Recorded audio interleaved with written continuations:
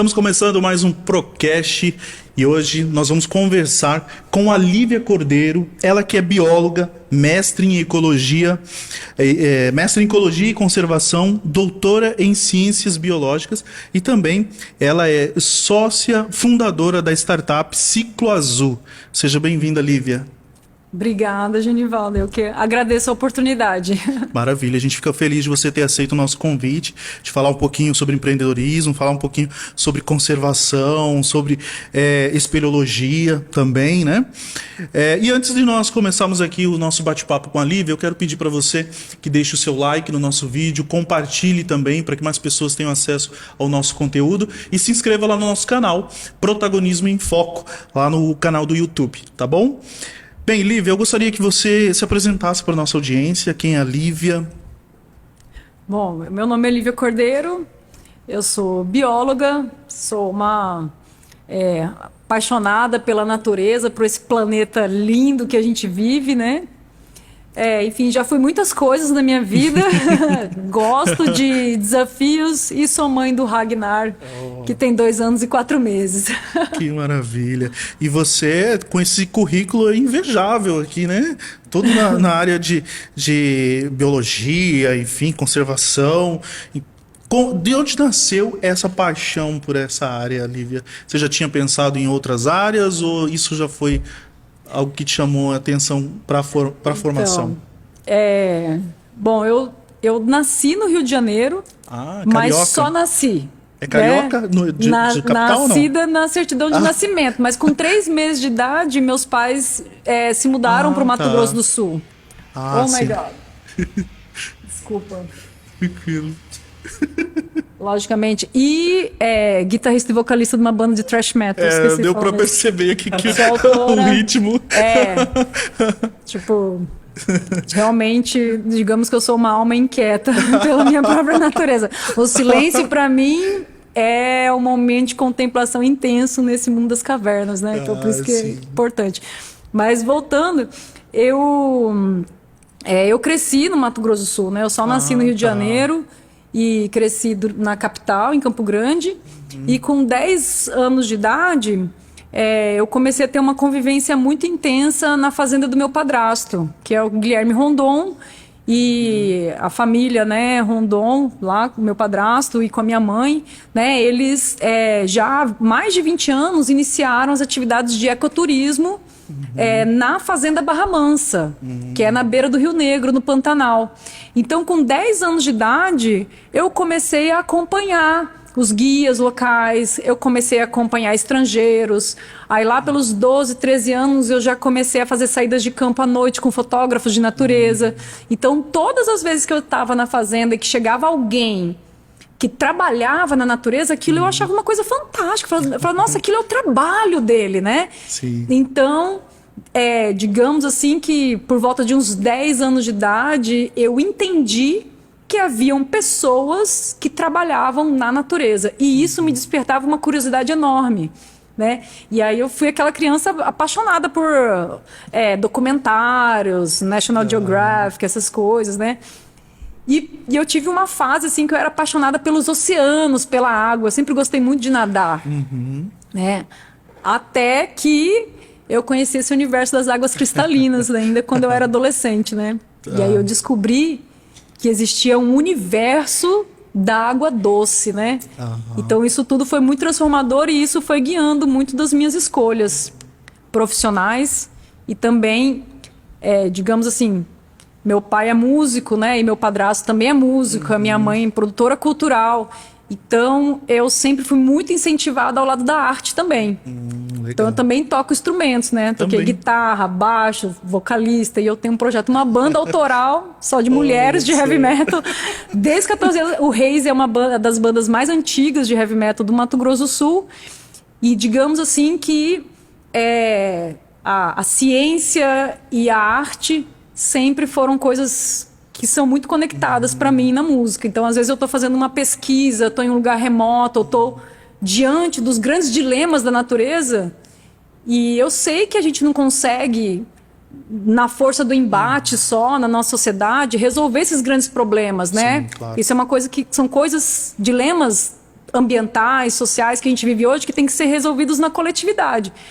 Mas, para quem trabalha direto com as questões ambientais, às vezes isso é tudo muito pesado também. Então, eu aprendi ao longo do tempo a expressar, né, esses grandes dilemas da vida e da natureza, da sociedade, através da arte e da música. Então, por isso que eu também, digamos assim, que eu sou uma amante da música também, sou musicista, componho, e tem show marcado dia 10 de fevereiro em Campo Grande, do Reis, lá legal, no Barcelona, para aproveitar a deixa, né? Que legal. Então, a música, vamos dizer que vem a equilibrar um pouquinho também essas questões aí que você falou. Com certeza. Da questão ambiental, que pesa um pouquinho mais para quem trabalha. É a mesma coisa que uma pessoa, um médico que trabalha numa UTI, num hospital lotado, e você tem, né, essa carga o tempo todo, né? Essa responsabilidade de ser o transmissor, tradutor do que acontece na natureza para a sociedade, né? O biólogo faz isso, né? E às vezes isso nos leva a gerar diálogos muito difíceis, né?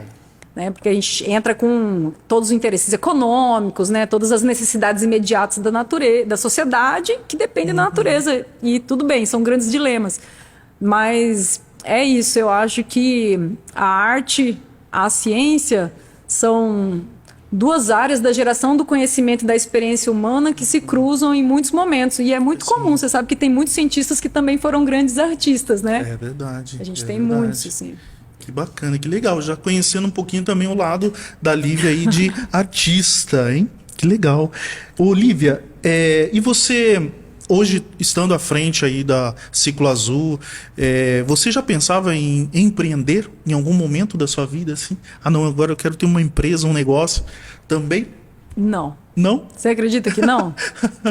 E eu falo assim, hoje em dia, assim, com uma certa frequência, eu tenho sido chamada para dar palestras nas universidades, né? Porque eu vim dessa trajetória acadêmica e teve um ponto muito forte, assim, que foi a pandemia, né? Sim, é verdade. Foi a pandemia com múltiplas crises que a gente passou, e no fim das contas, até 2020, por exemplo, até 2019, eu já tinha feito graduação, mestrado, doutorado, pós-doutorado. Tipo, eu consegui estudar o máximo que um cidadão comum brasileiro pode estudar e se graduar, né? Doutor é quem tem o doutorado. Exatamente. Então, eu passei muitos anos da minha vida imersa completamente no mundo acadêmico. Meu trabalho, essencialmente, eu sou uma profissional capacitada para, essencialmente, descobrir e catalogar espécies da natureza. No meu caso, eu tenho a minha base de formação é zoologia, né? Ou seja, espécies da nossa fauna. E nessa fauna eu fui me especializando nas cavernas, né? E, por exemplo, aqui na nossa região, uma grande parte do material de cavernas que a gente coleta são espécies novas para a ciência. Então, a minha formação veio dessa base, que a gente chama de ciência básica, que é a ciência feita para aumentar o nosso conhecimento sobre o universo onde nós vivemos. Então, esse é o meu trabalho. Então, nessa caminhada de formação, eu nunca tive um professor, um orientador, ninguém. Imagina, gente, eu passei graduação, mestrado, doutorado, pós-doutorado, toda essa trajetória e nunca, em nenhum dia, alguém me falou: você pode, como cientista, criar seu próprio negócio e resolver problemas da sociedade e problemas da natureza, né? E isso, eu fui despertando para isso no momento em que eu percebi que os investimentos na ciência estavam decaindo plenamente, né? E que muitos recursos que antes eram destinados à ciência básica passaram aí para o meio privado. Né? Sim, houve um momento, né, nesses mudanças econômicas aí, políticas que nós vivemos, que houve esse redirecionamento de recursos. E aí, quando eu consegui fazer essa leitura, né, dessa estratégia política nacional, eu olhei e falei assim, beleza, não tem mais dinheiro para ciência, então eu vou me disfarçar de empresária. Né? Então, assim, sendo bem sincera, na verdade, eu nunca pensei na minha vida em abrir uma empresa. Isso jamais fez parte do meu plano de vida. Isso foi uma decisão que eu tive que tomar e escolher para que eu pudesse ocupar novos espaços na sociedade e fazer de todo o meu conhecimento algo que fosse mais fácil de atingir as pessoas. Certo. Porque eu tinha essa ansiedade de ir para o campo e identificar várias questões que, se eu ficasse só dentro da área acadêmica, talvez eu não ia conseguir atingir as pessoas. Seria possível, né? E tem outra coisa.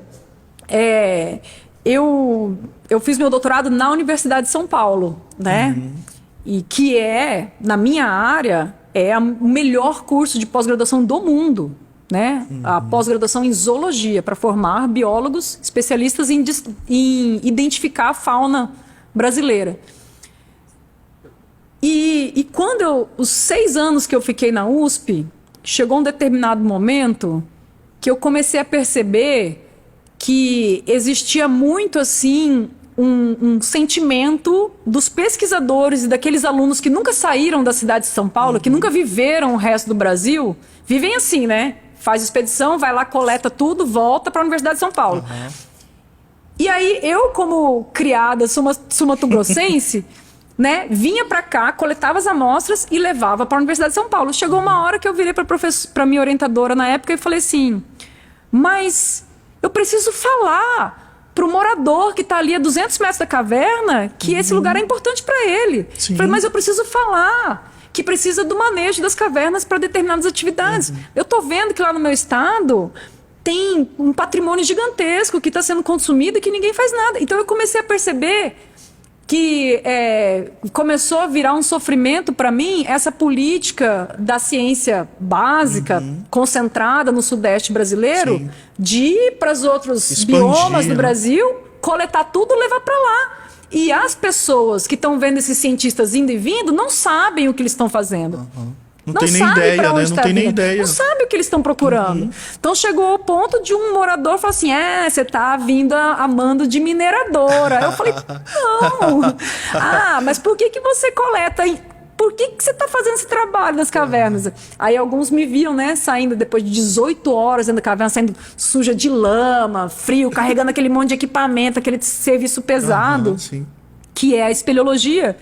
E eles ficavam assim, intrigados, por que que você faz isso? Assim, você tá, tipo, querendo procurar algum minério, algum diamante, alguma coisa, porque deve ter alguma coisa muito importante. Valiosa e, na verdade, demais, o que tem de mais importante lá que a gente estava estudando são os nossos aquíferos.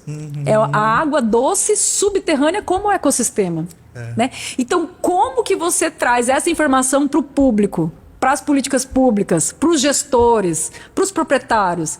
Né? Isso só é possível fazer se o cientista estiver aqui, conversando, tendo se esse integrando. contato, né, com a sociedade. Então eu tive não digo um momento de ruptura, mas conversando também com pesquisadores de outros lugares do Brasil, eu percebi que há uma limitação agora, de 2019 isso já mudou muito, mas ainda há uma cultura forte no Brasil onde cientista está dentro da universidade, empresário está nas empresas.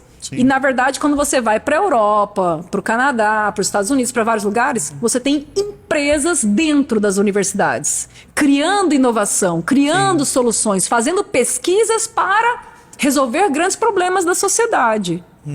Então, foi observando essas relações em outras instituições fora do mundo que eu falei, beleza, eu vou ser uma cientista e eu vou empreender no meu próprio negócio e eu vou estudar para eu resolver os problemas, porque eu estudei muito e eu tenho conhecimento, mas eu não sabia como aplicar isso.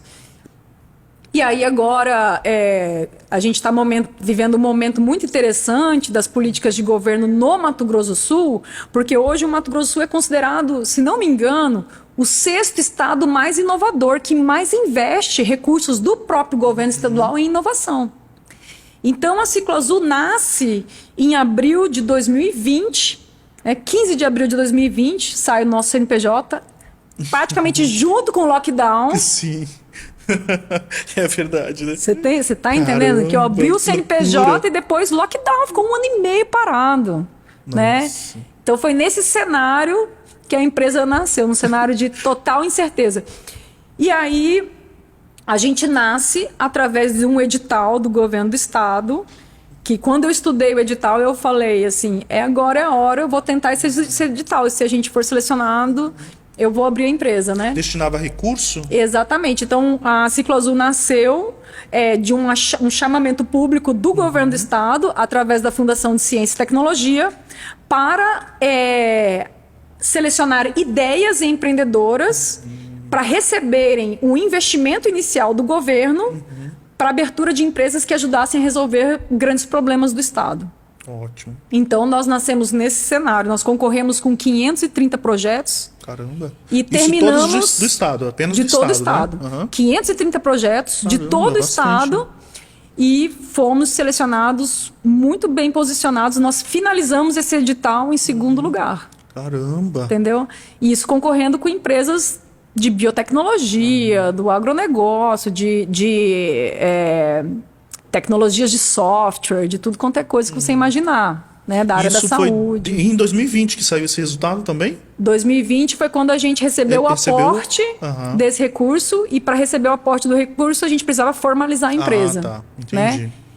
Só que aí a gente passou aí mais 1 ano e meio quase de abre e fecha, lockdown e tal. Então, nesse primeiro 1 ano e meio da Ciclo, nós ficamos muito assim numa fase de incubação. Então, a gente passou por uma série de processos de mentorias no Living Lab, que é o espaço de aceleração de startups do Sebrae. A gente recebeu acompanhamento do governo do estado, a gente desenvolveu o modelo de negócio, a gente foi estudar o MVP, né, o mínimo produto viável. A gente começou a rodar o nosso MVP durante a pandemia, né, distribuindo baldes para os vizinhos. A gente foi testando métodos, coisas no quintal mesmo e tal, até a gente conseguir funcionar conforme o mercado foi voltando a funcionar, né? Então, hoje eu posso falar que a nossa empresa está rodando para valer mesmo, tem 1 ano e meio. Ah, sim. Né? Nesse primeiro momento, a gente fez algumas coisas que a gente fazia antes como profissionais autônomos, mas que a gente começou a rodar mesmo dentro da nossa proposta do Centelha, assim, foi 1 ano e meio atrás. Ah, certo. E você tem mais profissionais junto com você lá? Temos. Hoje, contando com a equipe toda, isso até foi uma pauta de reunião ontem, né? Há esse 1 ano e meio atrás, éramos eu e mais 2 sócios, um período reduzido de trabalho, os 2 sócios, né? E hoje nós já somos uma equipe de 12 pessoas. Nossa, Contando com 12 todos, com os colaboradores fixos, os prestadores de serviço, assessoria jurídica, com toda essa galera toda para rodar o negócio. Temos uma equipe de 12 pessoas espalhados aí em 1, 2, 3, 4 cidades do Brasil. Caramba! Né? Então a gente tem gente que é de apoio da empresa em Campo Grande, em Curitiba, em Maceió, em Bonito. Caramba, que legal. Olha só, né? Em 1 ano e meio já tendo uma equipe de 12 profissionais, de pessoas aí envolvidas para fazer o negócio acontecer, né? E hoje a Ciclo Azul ela enfrenta desafios para promover práticas sustentáveis em Bonito. Hoje até por mais que se fala muito dessa questão hoje de Bonito, né? Até por ser turístico, mas enfrenta alguns desafios assim? Nós temos muitos desafios mesmo. Tanto da parte da gestão pública quanto da parte do setor privado. Né? Então, são pautas complicadas, assim, mas basicamente, pelo perfil da nossa cidade, né? Uma cidade que tem aí 23, a gente está caminhando para os 24 mil habitantes, né? Sim. A gente recebeu esse ano mais de 300 mil turistas. É uma grande Isso quantidade. significa né, uma sobrecarga na gestão de resíduos sólidos da cidade, no consumo de recursos, água subterrânea, né, uso de combustível, consumo de bares, hotéis, restaurantes. muito maior do que a gestão pública dá conta de fazer a gestão. Sim. É claro que em vários aspectos Bonito é muito mais amadurecido, mas a gestão de resíduos sólidos é um grande desafio. E aí, assim, imagina, eu sou zoóloga, especialista em insetos, invertebrados de cavernas, mas aonde que essa questão do lixo começou a...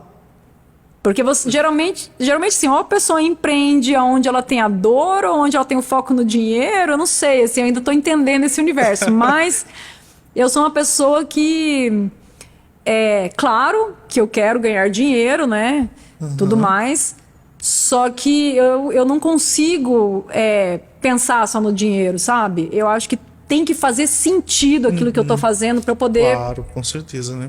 Trabalhar com aquilo que você gosta, né? Exatamente. E ao mesmo tempo, consequência, o dinheiro vem, né? Exatamente. Acho que é isso que... E aí o que aconteceu comigo foi que quando eu cheguei aqui em Bonito, quando eu cheguei para morar em Bonito mesmo,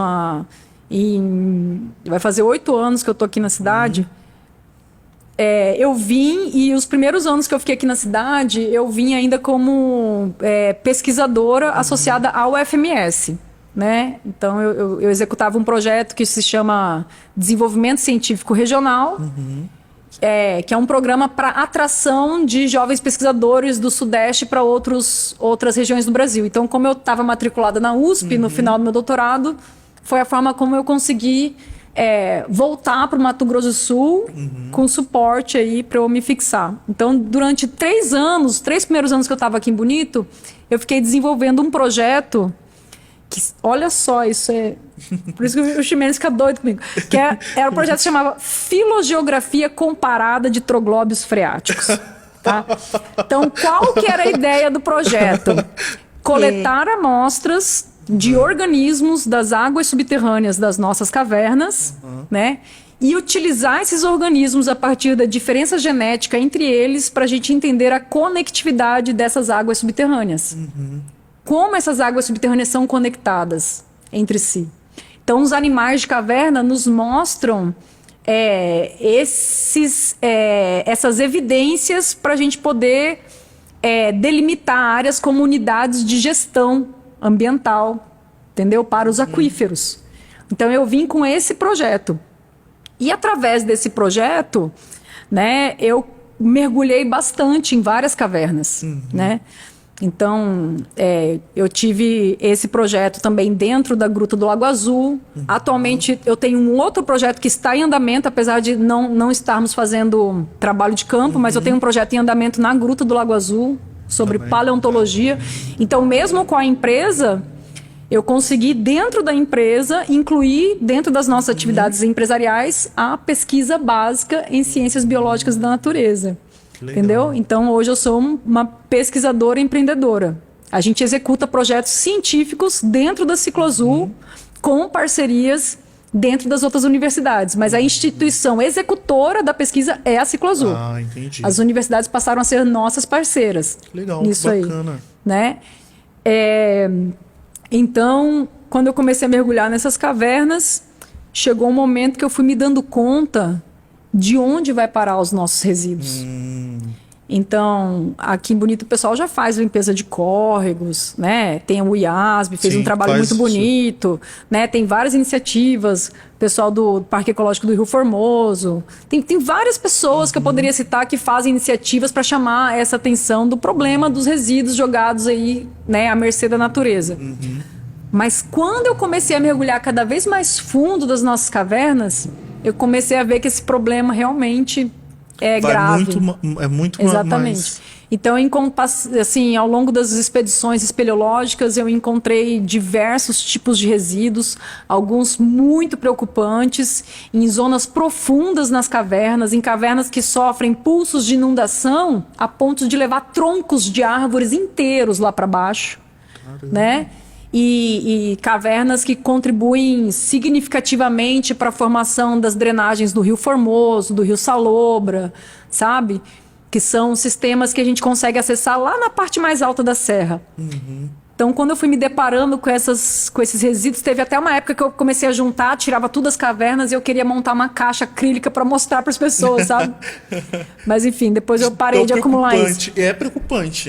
Porque assim, desde chinela havaianas, cerca de fazenda, até embalagens de medicamentos, entendeu? De agroquímicos, de várias substâncias que não deveriam estar lá, sabe? Latas, coisas assim, tanto do uso agrícola quanto do uso das pessoas, sim, das comunidades, entendeu? Todo tipo de resíduo que você imaginar, eu já encontrei dentro dessas cavernas. E assim, não é na boca da caverna. Algumas é mais de quilômetro. Nossa! Terra dentro. Algumas, mais de 50 metros de profundidade embaixo da água. Impressionante. É impressionante. Impressionante. Entendeu? Então foi ali que eu... E hoje, no planeta inteiro, inclusive pela ONU e por várias organizações internacionais, está muito claro e está muito bem posto na comunidade global que um dos maiores problemas ambientais que a nossa sociedade vai enfrentar nas próximas décadas é a poluição plástica.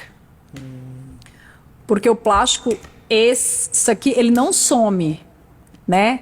Uma garrafa dessa que é levada, né, e tal, esse plástico ele não some. O que acontece é que ele vai se quebrando em partículas cada vez menores e hoje a gente tem um negócio chamado nanoplástico. Porque ele se quebra em centímetros, milímetros e vai quebrando e ele vira nanopartículas. Plástico microscópico que a gente não vê. E que hoje em dia já é identificado na placenta de mães grávidas, no leite materno, na corrente sanguínea, no coração, no pulmão humano, no cérebro. E eu poderia aqui ficar citando horas, evidências que já foram achadas por diversas pesquisas de como a contaminação plástica está chegando até os nossos corpos. Pela água, pelo ar, pelo alimento. Né? Porque muitos tubérculos, se forem plantados num solo muito contaminado com microplástico, eles também absorvem. Né? Então, microplástico já foi detectado até nas nuvens. Caramba. Sabe? Então é um dos maiores problemas da nossa civilização. Sim. Humana, entendeu? Não é a civilização brasileira, estou falando de civilização humana. Alguns pesquisadores afirmam também que o plástico acumulado nos mares até 2050 pode ser um volume muito maior do que biomassa de peixes. Sabe? E nas nossas águas cristalinas, e nos nossos rios, e no nosso aquífero subterrâneo. Então foi quando eu me deparei com esse cenário, que eu fui indo cada vez mais fundo nas cavernas, eu fui vendo que cavernas e aquíferos, corpos de água subterrâneo, onde nenhum ser humano, com certeza, nunca tinha passado, nós éramos os primeiros, e eu chego lá, acho que você encontrar é plástico. Quer dizer, o nosso lixo chega nos ecossistemas naturais, em ecossistemas selvagens, intocados pelo ser humano, o nosso lixo está chegando antes da gente. Nossa. Sabe? E isso você pode colocar no fundo dos rios, no fundo dos mares. E assim, E o plástico, ele tem um outro problema. Porque ele vai ficando cada vez menorzinho, igual sacola. Você já viu uma sacola plástica quando você larga ali em algum lugar e ela vai esfarelando? Então, sim, aquilo ali, além dele ficar numa partícula muito pequena a ponto da gente acabar consumindo isso de alguma maneira, um outro problema é que essas partículas, elas são como se fossem esponjas. Então, elas absorvem muitas matérias químicas também. Então, além de ser uma partícula plástica, ele é cheio de contaminantes que a gente acaba pondo para dentro de alguma maneira, porque a gente solta no ambiente. Sim, e ele volta pro nosso corpo. Porque nós somos natureza, né? Com certeza, exatamente. Eu costumo falar, o ar que a gente respira, esse oxigênio que a gente respira, em algum momento ele passou pela folha de uma planta. Então, nós estamos conectados com a natureza, nós somos parte da natureza. E aí, esse eu acho que é o papel do biólogo, sabe? Na nossa sociedade atual. É relembrar ao ser humano que a gente não é um elemento isolado. Não sou eu aqui e a natureza aqui. Não. Somos parte. O ar que eu respiro, a água que eu bebo, o alimento que eu como, me forma e por isso eu também sou natureza. Sabe? E a gente precisa... E eu acho assim que... seja através da pesquisa ou seja através da empresa, essa é a nossa missão.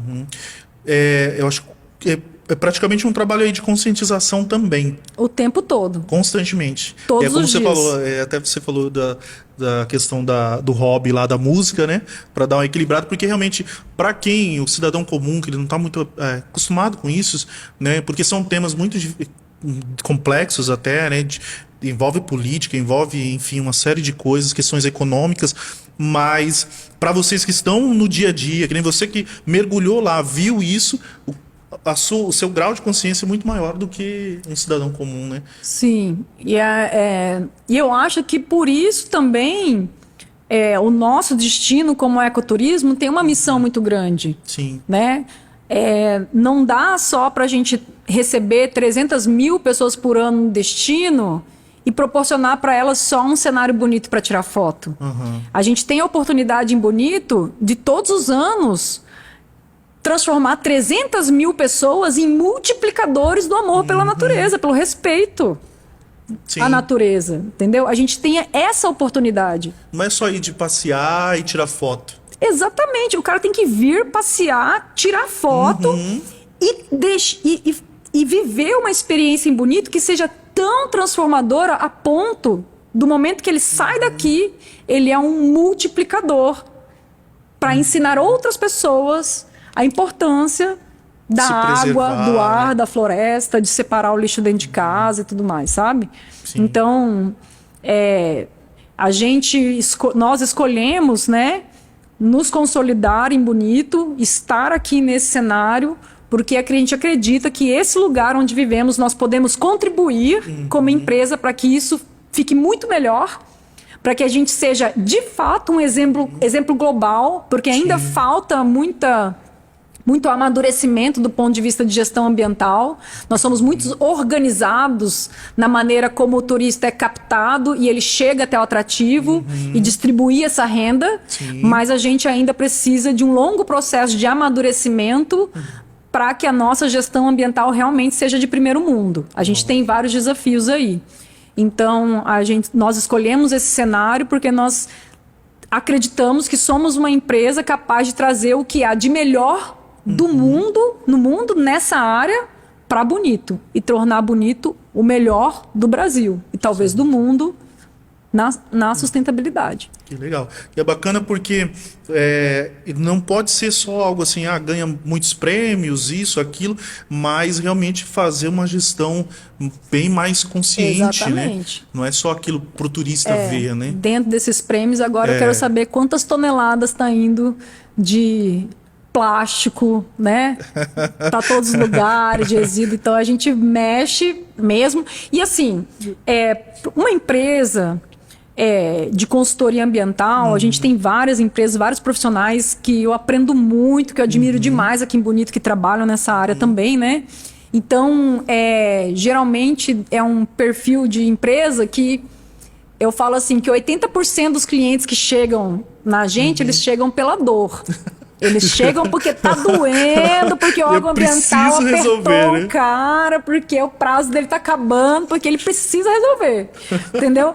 Então, assim, digamos que é um negócio, às vezes, de você trabalhar com um cliente que, assim, ele não quer te pagar, ele não quer o teu serviço, ele acha que você vai fazer um blá blá blá, mas ele tá te contratando porque ele tem aquela dor, né? Igual o cara que tá indo lá pro médico, que ele não quer operar o coração, não vai abrir o coração dele. Mas não tem jeito, né? Mas ele vai ter que abrir o coração para arrumar. Sim. Então, a gente tem um pouco desse tipo de diálogo que tem que ser construído e amadurecer todos os dias, entendeu? Mas a gente também tem começado a receber, assim, os clientes que chegam pra gente, assim, e falam assim, cara, eu quero que o meu negócio seja mais sustentável. Eu quero dormir com a minha consciência tranquila que meu hotel não tá deixando um lixão pra trás, né? Você já foi no lixão? Já há muito tempo, né? Agora tem um nome diferente, chama aterro controlado. Né? Porque deram uma arrumada e tal. Mas Então, toda vez que a gente vai para um lugar desse, né? Os aterros, os lixões, eu falo para as pessoas assim, você já foi lá? É um lugar que você gostaria de levar alguém para passear? É um lugar que você gosta? Né? É um lugar onde você deixaria seus filhos brincando? Não. Com certeza não, né? Mas quem que constrói aquele cenário? Nós, né? Eu falo que é a magia do saco preto. né? Tem um saco preto mágico na vida das pessoas. Você põe um latão de lixo na sua casa, você põe um saco preto e ali você joga tudo. A lata, a marmita velha, o plástico, a fralda, sei lá, a lâmpada, você joga tudo, você dá um nó, põe o saco preto na calçada e magicamente ele some. Resolvido o problema. Mas Entre não aspas, é né? assim, cara. Não é assim, porque esses resíduos... Tipo, cada pessoa no Brasil produz em média 1,5 kg de lixo por dia. Caramba, é muito, hein? No Brasil. Nós estamos falando de 220 e poucos, milhões de pessoas. Então, a gente está falando de, no mínimo, minimamente falando, mais de 300 milhões de quilos de lixo todo dia. 365 dias por ano. Você sabe quantas sacolas plásticas de mercado a gente consome no Brasil? É mais de 1,5 milhão de sacolas de mercado por dia. 365 Caramba. dias no ano. Imagine isso no meio ambiente. Exatamente. Então é por isso que a poluição plástica, essa questão dos resíduos é grave, é uma grande dificuldade. O Brasil, a gente tem mais, assim, quase aí 2 a 3 mil municípios ainda com lixões e aterros irregulares, né? Então, quando eu entendi que a gestão de resíduos sólidos é um problema enorme e que tem muita coisa para ser resolvida, eu falei, bom, grandes problemas, grandes negócios, né? Então vamos tentar resolver esse problema. E eu, como bióloga, vendo dessa questão das cavernas, então estudar um ecossistema de decomposição de matéria orgânica já era algo que eu estudava. Sim. Porque o ecossistema das cavernas a gente tem espécies endêmicas. Você sabia que a gente tem peixes na nossa água subterrânea? Pelo menos 5 espécies Caramba. endêmicas que só existem aqui nas nossas cavernas. Só tem 2 espécies com nome científico, as outras são todas espécies que nem nome científico recebeu ainda. A gente diz que são espécies novas para a ciência. Então, nesse sentido, a gente produz muito resíduo. Esse resíduo vai para muitos ambientes intactos e ainda tão desconhecidos a ponto da gente nem conhecer as espécies animais que vivem nesses ambientes, né? E é uma das grandes ameaças, a extinção, a saúde humana, enfim. E aí, como eu estudo nas cavernas essa fauna que depende de um ecossistema que decompõe matéria orgânica, eu comecei a fazer compostagem experimental em casa há mais de 10 anos atrás. Na verdade, quando eu me mudei para São Paulo para fazer o doutorado, não mais, uns 15 anos já. Então, há 15 anos, todos os resíduos orgânicos que eu produzo na minha casa, eles são compostados. Né? E eu Ali comecei a na sua fazer isso casa com as mesmo? caixinhas de minhoca. Eu morava num apartamento e eu fazia compostagem. Olha só. Entendeu? Então, quando nós mandamos a proposta nesse edital do governo do estado, na Fundação de Ciência e Tecnologia, nós mandamos uma proposta para trabalhar com os plásticos, que a gente ainda quer desenvolver isso, mas a nossa proposta que venceu e que recebeu esse investimento inicial para a gente formalizar a ciclo e tudo mais, foi do Clube da Compostagem. Ah, sim. Clube da Compostagem, que hoje já está atuando, né? E a gente tem uma operação que está crescendo. Nós temos o desafio, né? Porque ainda não existe uma regulamentação do município, né? Sobre a responsabilidade desses grandes geradores, né? Que são as grandes empresas que produzem resíduos. Mas o Clube da Compostagem está aí como uma solução para a destinação correta dos orgânicos. E como 50% do lixo que as pessoas e as empresas produzem, cerca de 50% é orgânico, quando eu destino corretamente o resíduo orgânico à compostagem, o outro 50% que é reciclável, ele fica muito mais viável para reciclagem. Ah, entendi. Porque se essa garrafa estiver suja de macarrão e de marmita estragada, provavelmente ela não vai para a indústria da reciclagem. Ela tem que estar limpa. Entendi. Né? Então, quando a gente separa o orgânico do reciclável, a gente aumenta 80%, 90% a chance de uma garrafa PET, de uma lata, de um outro plástico, de fato ir para a indústria da reciclagem. Reciclado. Né? Então, hoje a gente trabalha com esse material mais biológico, né, que é o resíduo orgânico, e oferecemos a implantação do sistema de gestão de resíduos sólidos dentro das empresas. Isso pode ser desde um escritório, um hotel, um restaurante, um supermercado. Hoje, essa compostagem, hoje ele tem um local que vocês fazem isso? No momento, a gente tem uma unidade de compostagem em pequena escala, né? Pequena escala ainda, porque os grandes geradores, as grandes indústrias de compostagem no Brasil chegam 60 toneladas por dia, né? Mas hoje a gente composta aí uma média de 20 toneladas de resto de comida que antes ia para o aterro da cidade e agora está virando adubo. Que legal. Então, o nosso lema lá na empresa é o seguinte, o Clube da Compostagem, que é um dos nossos negócios, né? Vamos transformar o lixo em florestas. Esse é o nosso propósito, né? Transformar o que era lixo em floresta. Então, a gente coleta esse resíduo orgânico, esse resíduo orgânico ele vira adubo e uma parte desse adubo vai para o próprio viveiro municipal, a gente doa uma porção toda vez que a gente tem adubo pronto e agora a gente está desenvolvendo mais um projeto para uma nova captação de recurso para a gente ampliar nossas atividades e transformar o Clube da Compostagem num local onde o lixo se transforma em florestas, através da compostagem e da produção de mudas, né? De árvores nativas. Show. É um desafio. Esses serviços regenerativos do planeta, eu acredito que nas próximas décadas vão ser muito, muito necessários. Isso é verdade. E bom que vocês já estão começando com isso, né? Vamos começar e vamos ajudar a transformar a nossa cidade num point. Então, daqui a pouco vai ter turismo da sustentabilidade. Vai vir um monte de gente para cá para aprender como é que se faz. Legal, é isso aí. Bacana. Então, você já é uma empreendedora, já assim, ó. Já tem um conhecimento, agora colocando isso em prática através da sua empresa, trazendo soluções, porque é isso, né? O objetivo é trazer soluções cada vez mais para as empresas, para o município, ganhos reais, né? Conscientização. Lívia, assim, a gente teria muito tempo aqui para a gente conversar muita coisa, mas a gente, realmente até devido ao tempo, né, Márcia? Mas foi muito legal conhecer um pouquinho mais desse trabalho da Ciclo Azul. Segue as redes sociais lá, né? É Ciclo Azul. Isso, arroba Ciclo Azul Bonito. Isso, arroba Ciclo Azul Bonito. Conheça o trabalho que é desenvolvido lá. Eu queria que você deixasse uma mensagem aqui para as pessoas, um pouquinho sobre de tudo que nós falamos aqui. E quero te agradecer aí pela sua participação, né? Eu sei que o seu tempo também, o seu tempo aí é bastante corrido, né?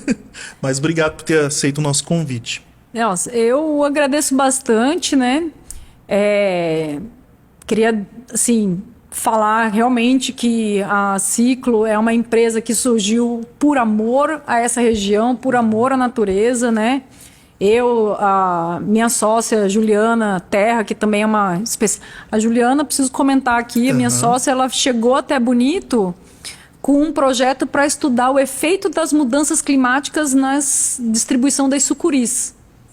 Exatamente. Então, ela estudava ecologia das sucuris e nós éramos contemporâneas, então, como ela também estava nos rios, ela também tinha as mesmas percepções, né? Enfim...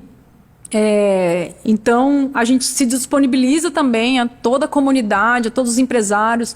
No Clube da Compostagem a gente atende também as residências, as famílias que querem fazer a segregação correta dos resíduos, querem destinar corretamente o orgânico, receber no final do mês um brinde do adubo que foi produzido, né? Então todo o nosso serviço ele tem, eu tento trazer a ciência, a tecnologia, a inovação para dentro. Então Clube da Compostagem, quando você conhece bem, a gente trabalha com aplicativo, né, com QR Code, todos os nossos vasilhames têm rastreabilidade, o cliente recebe em tempo real o e-mail lá, quanto foi coletado, quais são os números de vasilhames que foram, os patrimônios que foram deixados na empresa dele. É tudo muito transparente e a gente tenta fazer com que esse serviço mostre às pessoas e às empresas que estão aderindo o real impacto dessa atitude muito simples, que é segregar o lixo corretamente, sabe? E, logicamente, tudo que a gente puder ajudar em todos os âmbitos, seja munícipes, empresas ou setor público, nessas questões da sustentabilidade, da educação ambiental, nós estamos abertos, né? Nós somos uma empresa que gosta de desafios, né? E hoje, assim, eu posso dizer que eu sou muito feliz porque a equipe da Ciclo que está aqui em Bonito são bonitenses apaixonados por Bonito, sabe? Que bom. Então a gente se reúne de manhã, o pessoal toma café da manhã lá na empresa e já... Bora, galera, bora que a gente tem que salvar a natureza, sabe? Então é muito legal que tem esse espírito, assim... Sim. Muito colaborativo e de muita paixão, de fato, pelo que a gente faz, né? E eu acho que espaços como esse que vocês têm aqui na internet, né? Para atingir a nossa comunidade local também, assim, são essenciais para que todos possam conhecer e desfrutar dessas possibilidades. Com certeza. E a gente fica muito feliz de conhecer um pouquinho do trabalho de vocês. Sem dúvida alguma, a gente teria muito assunto aqui, até falar um pouquinho mais das cavernas, que era o que eu... das cavernas tem muita coisa. Muitas aventuras. Muitas aventuras, eu imagino. Tem. E eu tive dando olhada lá também, tanto na Ciclo Azul, quanto do seu trabalho que você desenvolve. Então, assim, é muito legal, gente. Então, eu realmente aconselho vocês a conhecerem lá, a seguir, né, @Ciclo Azul. Bonito, né? Isso. E conhecer esse trabalho. Fazer e as empresas também que querem fazer. Também, para o pessoal conhecer o canal no YouTube, que é E-Caves Brasil, né? Eu também já pesquisei sobre isso. O E-Caves Brasil é um projeto belíssimo, né? Nessa parte da espeleologia, em parceria com a empresa Ecosistema de Curitiba, que é de uma amigona minha, apaixonada pelas cavernas. Então, o E-Caves Brasil é um projeto que a gente tem a intenção de transformar ele na maior plataforma de cavernas turísticas do Brasil, se tudo der certo, do mundo, que a gente já está inserindo cavernas de outros países lá. Mas é uma plataforma para todas as pessoas saberem todas as informações de todas as cavernas turísticas do Brasil. A gente já tem quase 200 cavernas cadastradas, possíveis de serem visitadas no Brasil. E daqui de Bonito tá a nossa equipe do YouTube, do E-Caves Brasil, né? Que sou eu, o Ximenes. Então a gente trabalhou intensamente no último ano. Lá no canal do E-Caves tem mais de 70 vídeos sobre cavernas, com curiosidades, com dicas, com locais. Então é um canal muito legal. Acho que o pessoal pode dar uma passadinha lá para conhecer, curtir o canal e aprender mais sobre as cavernas. Legal. E até também tem um Instagram lá que eu vi também, né? Tem também, do E-Caves Brasil. Show de bola, maravilha. Lívia, eu quero te agradecer, muito obrigado pela sua participação aqui. Obrigado a todos que nos acompanham todas as terças-feiras, né? Às 19h30. Também agradecer ao Márcio, né? Também já foi parceiro da Lívia aí na produção de conteúdo, né? E agradecer a cada um de vocês e até o próximo episódio. Tchau, tchau, gente.